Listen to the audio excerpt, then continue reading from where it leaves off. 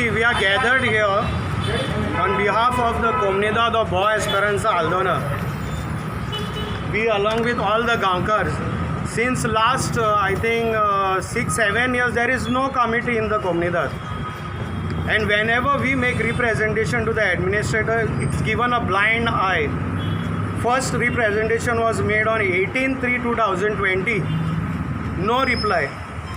Second, we made on 4/11/2020. No reply.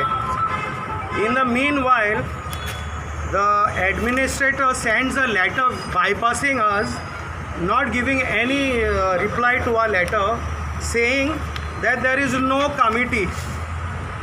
There is no committee for Boa Esperanza.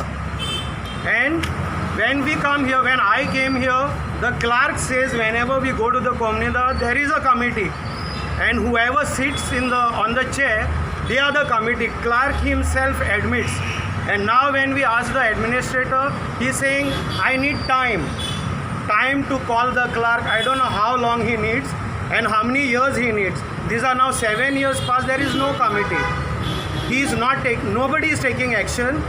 And there are plots have been made in our Comunidad, and they have been sold illegally, and they say this is a committee, and the clerk itself is involved in all this.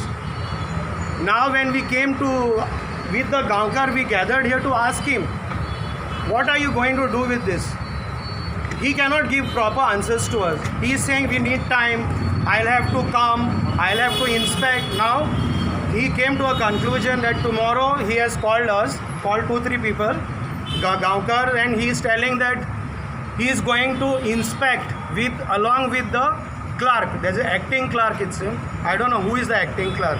But I would like to bring this in front of full Goa. That is our Gaonkars. How our land and Comunidads are being looted by these government officials themselves.